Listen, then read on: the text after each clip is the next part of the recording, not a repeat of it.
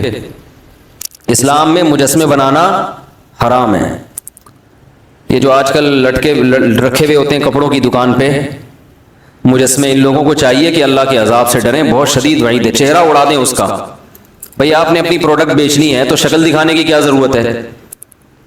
تو وہ چہرہ اڑا دیں پھر بے شک ٹھیک ہے، یا چہرہ مسخ کر دیں، ایسے ناریل جیسا گول سر اوپر رکھا ہوا اڑا کے، آنکھ ناک کان نہ بنا ہوا ہو. تو 5 بت تھے جو اصل میں بزرگ تھے، تو ان کی یادگاروں کے طور پر انہوں نے بت بنا لیے. تو شروع میں تو صرف یہ یادگاریں تھیں، آہستہ آہستہ ان کی عبادت بھی شروع ہو گئی.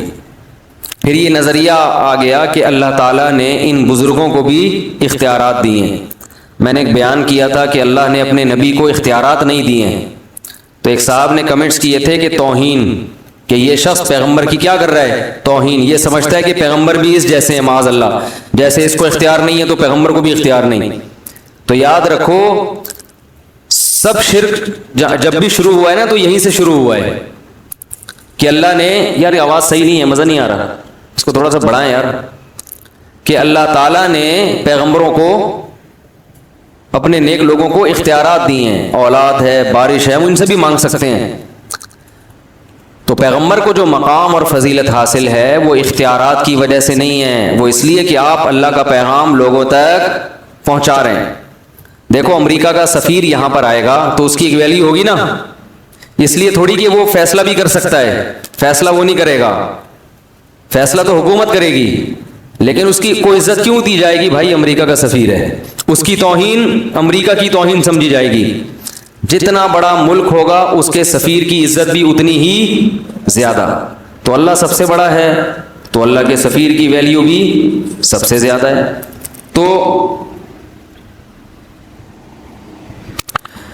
اللہ تعالیٰ نے یہ مقام دیا ہے محمد صلی اللہ علیہ وسلم کو. تو انہوں نے 5 بتوں کی عبادت شروع کر دی. عبادت کا مطلب ان سے مانگنا، کہ یہ دیتے ہیں، اللہ کے دینے سے دیتے ہیں. عطائی، وہ عطائی اور ذاتی کا فرق میں ڈال کے نا، کہ یہ عطائی ہے، ان کے پاس اللہ کا عطا کردہ بہت کچھ ہے، تو یہ لوگوں کو کیا کرتے ہیں؟ وہ دیتے ہیں لوگوں کو. تو پہلی دفعہ نوح علیہ السلام وہ پیغمبر تھے جو دنیا میں شرک کو ختم کرنے کے لیے آئے. اس سے پہلے لوگوں میں شرک نہیں تھا، بدعملی تھی، بدعملی، اس کو ٹھیک کرنے کے لیے پیغمبر آتے تھے. لیکن شرک کو ختم کرنے کے لیے جو پہلے پیغمبر دنیا میں آئے، بھائی ایک بندہ نا یہاں آ کے بیٹھ جایا کرے، دیکھتا رہے ٹوں ٹاں پی پاں، جب ہو رہا ہے اس کو سیٹنگ پہ لے آئے. تو وہ بیچارہ وہ کیمرہ بھی سنبھال رہا ہے، بٹن کسی اور کے حوالے کر دے نا، اور جس کے حوالے بٹن ہو خود اس پہ بھی ایک بٹن لگا ہوا ہو اس کو سیٹ کرنے کے لیے. تو 5 جو حضرت نوح علیہ السلام آئے، اور قرآن کے مطابق 950 سال نوح علیہ السلام نے قوم کو دعوت دی. اس سے پتہ چلتا ہے کہ لوگ اپنی جو خاندانی پرمپرائیں ہیں ان کو چھوڑنے کے لیے تیار نہیں ہوتے. کہ ہمارے باپ دادا کا نظام، ہمارا کلچر اس کو قبول نہیں کرتا. ایکچولی معذرت کے ساتھ، یہ جو میں شادیوں پہ رٹے لگاتا رہتا ہوں نا، اس کو بھی پتہ ہے آپ کیوں قبول نہیں کرتے؟ کہ ہمارا کلچر قبول نہیں کرتا. دلائل کی دنیا میں آپ کے پاس کوئی جواب نہیں. طنز بھی کرتے ہیں، سب کچھ کرتے ہیں، لیکن بس کلچر قبول نہیں کرتا. تو ساری فساد کہاں سے آتا ہے؟ اچھائیاں بھی کلچر سے آتی ہیں، لیکن برائیاں بھی کلچر سے آتی ہیں. تو ہمیں یہ دیکھنا چاہیے کہ جو کلچر کی اچھی چیزیں ہیں ان کو اڈاپٹ کرنا چاہیے، جو بری چیزیں ہیں. اب دیکھو آج ایک ہندو لڑکی، پھر ماشاءاللہ میسج آیا کہ کسی نے مجھے، عثمان بھائی نے رابطہ کرایا کہ انڈیا میں ایک ہندو ہے، مسلمان ہوئی ہے گھر کے اندر. میں سمجھا تو کوئی آدمی ہے، تو میں نے بڑا اپریشیٹ کیا اس کو، واٹس ایپ پہ اس کو میسج بھیجے. وہ چھپ کے روزے رکھ رہا ہے، چھپ کے نمازیں پڑھ رہا ہے، سارا گھرانہ ہندو. بعد میں اس نے بتایا کہ میں لڑکی ہوں. عورت کے لیے، ایک لڑکی کے لیے کتنا مشکل کام ہے اپنے خاندان سے بغاوت کرنا. تو کیسے ہمت دی اللہ نے. لیکن چھپ کے روزے اور چھپ کے نمازیں، چاروں طرف ماحول ساتھ نہیں دے رہا. لیکن بات سمجھ میں آ گئی کہ بھئی ہم ان پتھروں کے بنے ہوئے بتوں کو کیوں پوجیں؟ یہ کیا لگتے ہیں ہمارے، یہ کیا لگتا ہے ہمارے. عجیب بات ہے، آپ کو کوئی آپ کے گھریلو معاملات میں دخل اندازی دے، آپ کو برا لگے گا نا؟ کوئی بندہ آئے جو آپ کا بڑا دوست ہو کہ اور بھائی بتاؤ بھابھی آج کل تمہارے ساتھ سیٹ چل رہی ہیں، آپ بولیں گے کہ تو میرا کیا لگتا ہے بھائی، یا تو میں نے تیرے ساتھ شیئر کیا ہو اپنے گھریلو معاملات، پھر تو مجھ سے پوچھے تو ٹھیک ہے، تو خام خام آگے پوچھ رہا ہے بھابھی واپس آ گئی ہیں ٹھیک ہے، تو آپ کہیں گے بھائی تو میرا کیا لگتا ہے جو تم مجھ سے اتنی ڈیٹیل میں پوچھ رہا ہے۔ تو ایک انسان اس سے کے سامنے آدمی اپنے گھریلو حالات شیئر نہیں کرتا، اور اگر وہ خود سے دلچسپی لے تو غصہ ہو جاتا ہے، تو انسان کی تو پھر بھی ایک ویلیو ہے۔ تو جن بتوں کو آپ نے اپنے ہاتھوں سے بنایا وہ تو انسان سے بھی کم ہیں، ان کے سامنے اپنے سارے راز فاش کر دینا کہ میں نے یہ کیا تھا، بھگوان میرا یہ معاف کروا دو، میرے آج کل پیسے نہیں ہیں جیب میں، پیسے دلوا دو، تو ساری اپنی ذاتی پرسنل باتیں اس کے ساتھ شیئر کرنا، یہ تو میرے بھائی اور بھی زیادہ غلط بات ہے نا، تو بہت ہی بری بات۔ آپ بھگوان سے بولا کرو تو میرا کیا لگتا ہے بھائی، جو میں تجھے اپنے دکھڑے سناؤں، تو لگتا کیا ہے بھائی، تجھے تو کمپنی نے بنایا ہے، بس زیادہ نہیں بولوں گا میں۔ وہ ایک اور ہندو کا فون آ رہا ہے، وہ ہندو ہی ہے، وہ کہہ رہے یار آپ مذاق اڑاتے ہو ہندو مذہب کا، میں نے مذاق تو نہیں اڑایا بھائی کبھی۔ خیر، تو اللہ ہدایت دے، عقل سلیم عطا فرمائے۔ تو نوح علیہ السلام نے 950 سال دعوت دی ہے، 40-50 سے زیادہ لوگ ایمان نہیں لائے، 40-50، اور دن میں بھی پکارا، رات کو بھی پکارا، ربی انی دعوت قومی لیلا و نہارا، دن میں بھی گیا رات کو بھی گیا۔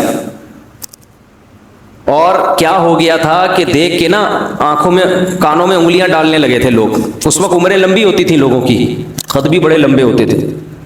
نبی صلی اللہ علیہ وسلم نے فرمایا آدم علیہ السلام کا قد 60 گز تھا، 60 گز کتنا ہوگا بھائی، یہاں سے وضو خانے تک، پاؤں کتنے بڑے بڑے ہوں گے بھائی، آنکھیں، بہت اللہ نے قد دیے تھے پہلے لوگوں کو، گھستے گھستے اتنے سے ہو گئے۔ اس زمانے میں تو بچے اتنے بڑے پیدا ہوتے تھے، بلکہ اس سے بھی بڑے بچے پیدا ہوتے ہوں گے۔ میں سوچتا ہوں اس زمانے کا انسان ہم لوگوں کو دیکھ لے، جیب میں ڈال کے چلا جائے گا، بولے گا یہ کیا ہو یار تم لوگ ہو کیا، اور فن خانی ایسے ہے محلے کے دادا ایسے بنے ہوئے ہوں گے، تو چونٹیاں ہیں ہم لوگ تو ان کے مقابلے میں۔ تو عمریں بھی لمبی تھیں اور قد بھی لمبے تھے، ہوتے ہوتے اتنے سے رہ گئے ہم لوگ۔ اب آگے پتہ نہیں کیا ہوگا، یہ اگر سب چائنیز بن گئے فیوچر میں جا کے تو پتہ نہیں کیا ہوگا۔ تو وہ چائنیز اتنے چھوٹے چھوٹے تھائی لینڈ کے لوگ نا، ہم لوگ جب تھائی لینڈ میں لفٹ میں سوار ہوتے تھے تو لفٹ پہ لکھا ہوتا تھا 10 آدمیوں کی جگہ ہے، تو ہم بھی 5 ہی آتے تھے کہ لفٹ کا سائرن بجنا شروع ہو جاتا تھا۔ ہم حیران ہوتے، آواز صاف آ رہی ہے آپ لوگوں کو؟ ہم حیران ہوتے کہ یار جگہ تو 10 آدمیوں کی ہے، 5 کے بعد ہی یہ سائرن بجنا شروع۔ تو ایک دن کسی نے بتایا یہ 5 تھائی لینڈ کے لوگوں کی ہے، انڈین پاکستانی کے 5 نہیں ہیں، وہ اتنے سے ہوتے ہیں نا تو ان کے حساب سے 5 آدمی رکھے ہوئے، 10 آدمی رکھے ہوئے انہوں نے، تو ہم لوگ والے 5 بھی کافی ہیں۔ تو اگر کوئی لاہور کا چلا گیا تو وہ 1-2 ہی کافی ہو جائے گا۔ تو نوح علیہ السلام نے دن میں بھی پکارا، رات کو بھی پکارا، ربی انی دعوت قومی لیلا و نہارا فلم یزدہم دعائی الا فرارا، نفرتیں کم ہونے کے بجائے بڑھتی گئیں، کیونکہ پیسے نہیں دے رہے تھے نا۔ آج درس قرآن کرو، اس کے بعد افطاری کی دعوت کرو تو دیکھو کتنے لوگ آئیں گے، چائے پلاؤ تو دیکھو کتنے، فری میں کرو نہیں آتے لوگ، ہر چیز میں لوگوں کو پیسہ چاہیے، کھانا پینا چاہیے۔ تو کیونکہ پیسے نہیں دے رہے تھے تو لوگوں کو آپ کی دعوت سمجھ میں نہیں آ رہی تھی۔ بالآخر ایک وقت آیا، اب میں تھوڑے سے وہ کلام پڑھ کے سناتا ہوں، اللہ تعبدوا الا اللہ، آواز گونج رہی ہے مجھے سمجھ میں نہیں آ رہی، پتہ نہیں آپ لوگ کو کیسے، اس کو ذرا کنٹرول کریں بھائی آواز کو۔ نوح علیہ السلام نے کہا کہ اللہ کے سوا کسی کی عبادت مت کرو، غلامی صرف کس کی ہوگی؟ اللہ کی۔ دعا صرف کس سے مانگی جائے گی؟ اللہ سے، ان بزرگوں سے مت مانگو۔ انی اخاف علیکم عذاب یوم علیم، دردناک عذاب کا خطرہ ہے، دردناک عذاب کا۔ فقال الملأ الذین کفروا من قومہ، قوم کے بڑے بڑے لوگوں نے، سرداروں نے کہا، جو اپر لیول لوگ تھے نا، دولت مند وڈیرے، اس ٹائپ کے لوگوں نے کہا، ما نراک الا بشرا مثلنا، آپ تو ہماری طرح کے انسان ہو، آپ تو ہماری طرح کے انسان ہو۔